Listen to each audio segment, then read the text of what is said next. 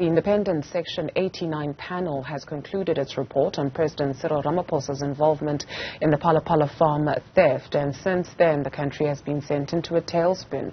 Ramaphosa also allegedly sought help from his Namibian counterpart, Hage Geingob, to apprehend the mastermind suspect of the burglary. The panel found that Ramaphosa was in communication with Geingob and that a former police official and Ramaphosa's head of protection services met with the president and other law enforcement officials in that country. Geingob has previously denied any involvement in the matter and called Fraser's statements unfounded. He has not yet responded to the report's findings, or has he? For more on this, we're joined by the Namibian journalist Shellygan Petersen. Shellygan, thank you very much for availing yourself this afternoon.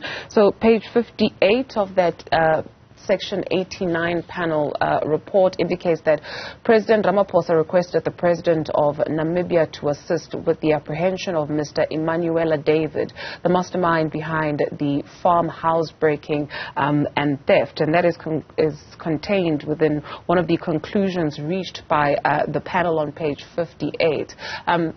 We have yet to hear from the President of the Republic of South Africa.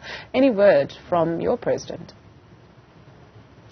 Good morning, Dudu. Actually, our president has been quite busy with inter-party politics. They're currently busy with, our ruling party is busy with the political elections. And that has sort of become the excuse because our press secretary has currently also been unavailable for the last 3 days, partaking in the elections and the recount thereof. So our president has been quiet on it.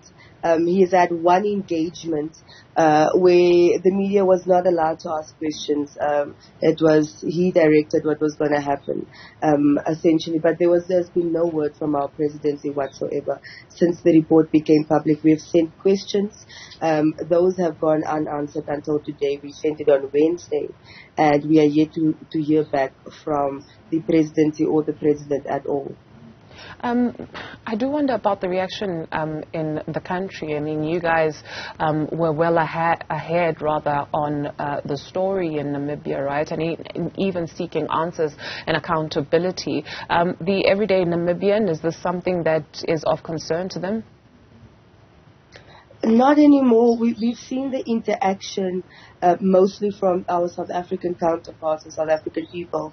The Namibian people, here and there, they are upset about what's happening, but in terms of really asking for accountability, us seeing any outrage from it, I think it has died down, and it sort of speaks to the culture of how some issues, such as claims of abuse of office, of fraud, corruption, there's a hype for a few months, and then it completely dials down once it gets to, what they call the hard work, when it comes to the reports, when it comes to consistently keeping them accountable.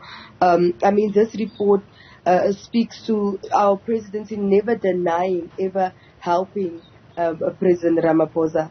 And there's just been no reaction. The only reaction we've had is from our political parties. But also what we're hearing from our opposition parties is the official leader of the opposition party said, no, there needs to be a committee on our National Assembly that needs to essentially be established to hold the president accountable. Another institution is also saying, another political party that is the Namibia Economic Freedom Fighters have also come out and said, listen, we told the Anti-Corruption Commission here in Namibia to investigate. We told the Ombudsman to investigate. None of this is happening. Now we need to amend the law to ensure that President Geingob loses his immunity so that he can be held accountable. Another political party has also said Geingob needs to be held accountable. But I mean, like I said earlier, our presidents, from our formers to our current president, they all have immunity. So the accountability in that sense would be perhaps putting it out there, investigating it, but nothing can happen to our president if the evidence come in a court that's found him guilty. Sure. Nothing can happen to him. He has full immunity. Yeah. He has full immunity. Okay, so let's take a look at the meetings that were allegedly held at no man's land at Ariamsvlei. Am I saying that correctly? What do we know about that space?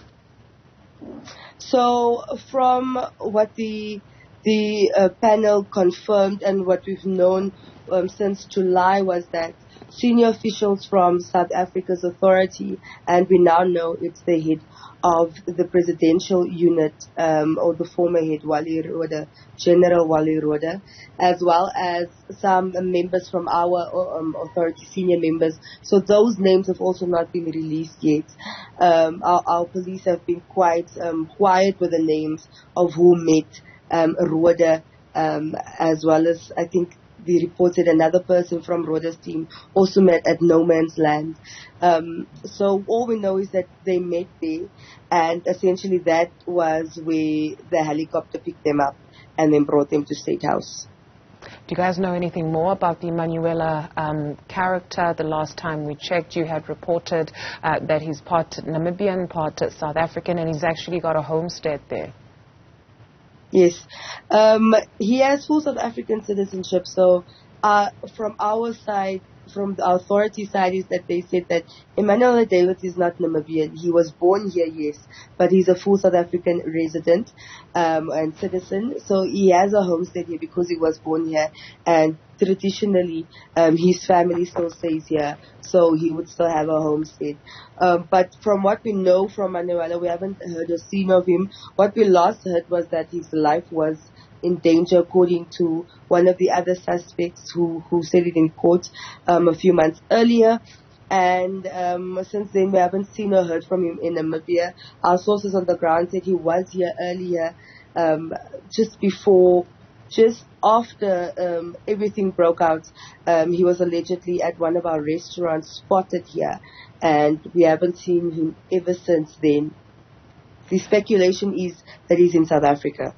Shellygan, just want to pick up on something that you said, that in terms of consequences for the sitting president of Namibia, there's none, right, because he has full immunity. Does he act with impunity? That is, yes, he does, but unfortunately our institutions doesn't seem to be interested, in that. There's been sort of a lax show from their side in terms of dealing with it. Shellygan Petersen is a journalist at the Namibian. Thank you so much for availing yourself this morning.